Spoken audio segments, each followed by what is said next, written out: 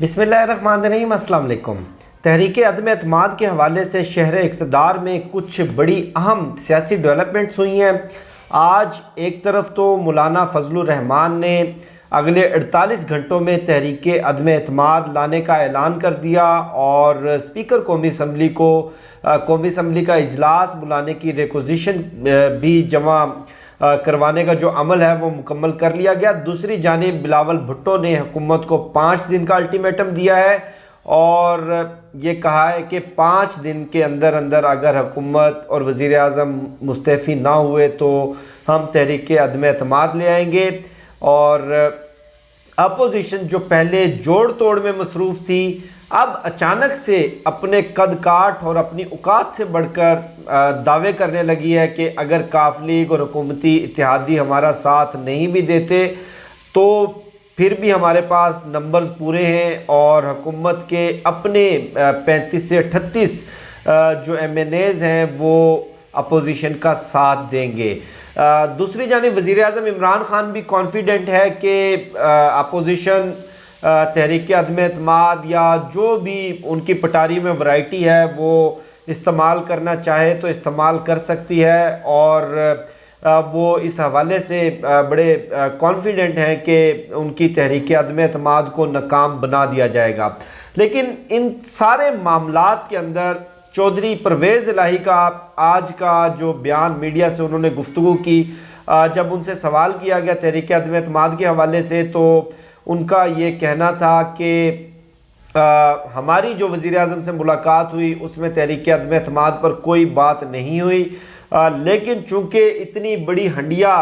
चूल्हे पर चढ़ी हुई है, उनका इशारा अपोजिशन की मुलाकातें और सियासी जोड़ तोड़ पर था, तो यकीनी बात है कि उसमें से कुछ ना कुछ तो पककर निकलेगा। अब सोचने वाली बात है कि पीपल्स पार्टी का लॉन्ग मार्च भी अभी इस्लामाबाद नहीं पहुंचा और PDM का जो 23 मार्च का जो था जलसा, या आप लॉन्ग मार्च कह लें या लॉन्ग मार्च ही कह लें, कुछ भी कह लें, वो भी अभी बड़ा दूर है। अचानक से हुकूमत के ख़िलाफ़ तहरीक अदम एतमाद, वज़ीर आज़म इमरान खान का दौरा रूस, अमेरिका को एब्सोल्युटली नॉट कहना,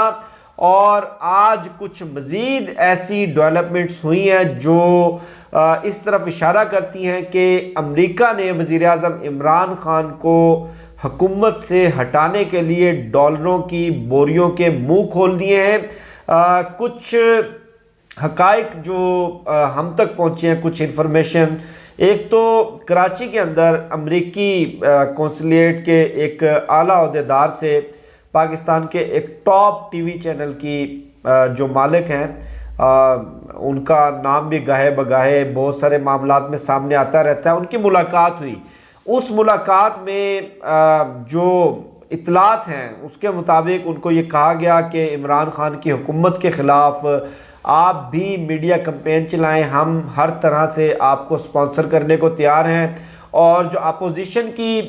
इस वक्त हुकूमत मुखालिफ तहरीक है, आप मीडिया में भरपूर उसका साथ दें। दूसरे नंबर पर आपने देखा कि शहबाज शरीफ की अमेरिकी कौंसलेट जनरल के साथ मुलाकात हुई, उसके अलावा आसिफ अली जरदारी की हुई, बिलावल भुट्टो की हुई, और आज हमजा शहबाज की भी लाहौर के अंदर अमेरिकी कौंसलेट जनरल के साथ मुलाकात। और इन सारी चीज़ों को, इन सारे डॉट्स को आप कनेक्ट करें और उसके बाद आप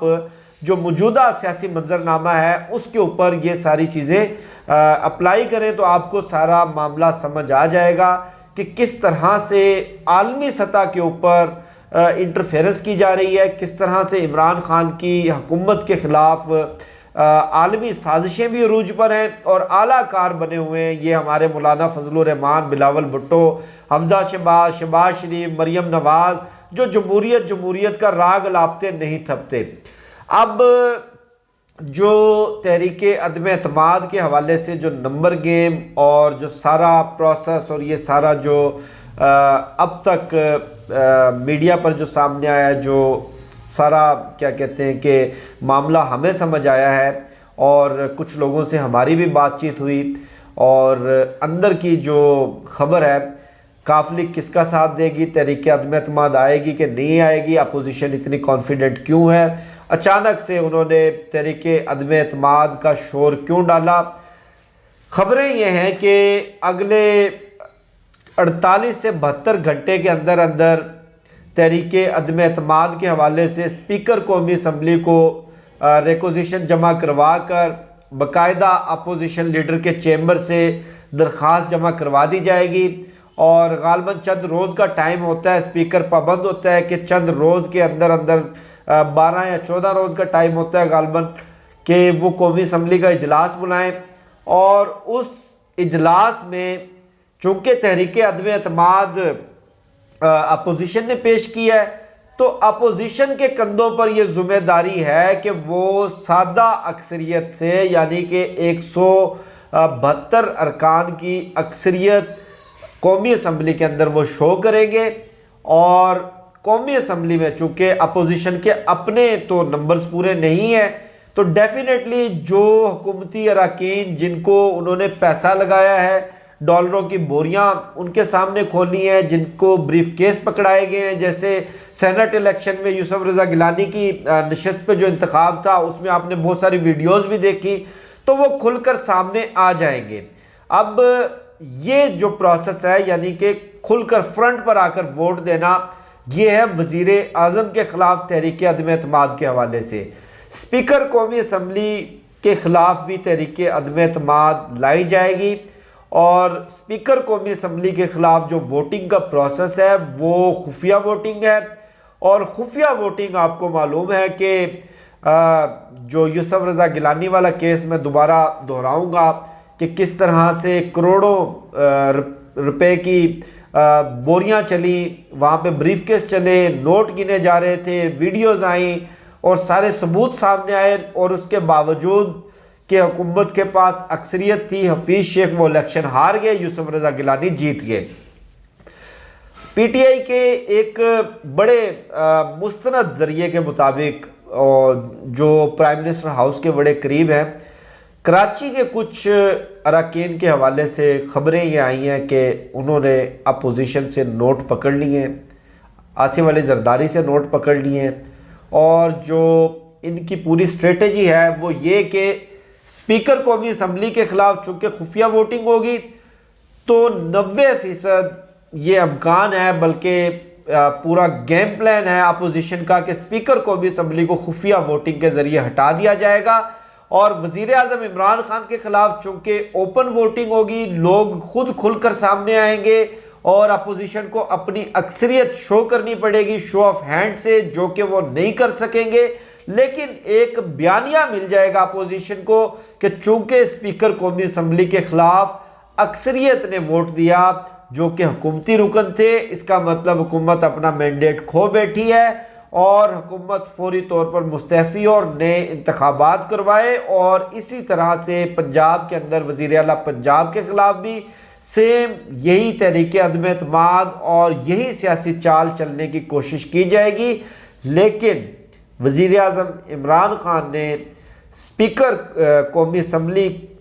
के मामले में भी अगर कोई बड़ा अपसेट होता है, अगर कोई बहुत बड़ा ब्रेक थ्रू होता है और हुकूमत अपनी अक्सरियत खो बैठती है, जैसे कि ख़बरें चल रही हैं, तो ये भी इतलात हैं कि वो असम्बलियाँ तोड़ देंगे और वो फौरी तौर पर नए इलेक्शन करवाने का ऐलान कर देंगे। और आपको मालूम है कि जो वज़ीर आज़म इमरान खान ने रिलीफ पैकेज दिया, जो माशी कामयाबियाँ हुकूमत ने हासिल की, उसके बाद अगर साफ शफाफ इलेक्शन हुए, ईवीएम पर हुए, ओवरसीज़ पाकिस्तानियों ने वोट दिए, तो वज़ीर आज़म इमरान खान को 2/3 अक्सरियत मिलना मुश्किल नहीं होगा। लेकिन बहरहाल कुछ मज़ीद सियासी कार्ड भी डेफिनेटली प्राइम मिनिस्टर के हाथ में होंगे, क्योंकि तमाम सिविल एजेंसियाँ उनके मातहत हैं और बहुत सारे लोगों के ऊपर, अरकान कौमी असम्बली के ऊपर नज़र भी रखी होगी। लेकिन जो अपोजिशन की हिकमत अमली है वो अब तक यही है जो मैंने आपके साथ शेयर की। इस पूरे मामले में मुस्लिम लीग काफ का जो किरदार होगा वो किंग मेकर का होगा। सबकी नज़रें मुस्लिम लीग काफ पर हैं। आइंदा चंद दिनों में सब कुछ वाज़ेह हो जाएगा और जैसे जैसे अपडेट्स आती रहेंगी मैं आपके साथ शेयर करता रहूँगा। मुझे शफ़क़त अली को दीजिए इजाज़त। इंशाल्लाह आपसे फिर नेक्स्ट वीडियो में मुलाकात होगी। पाकिस्तान जिंदाबाद।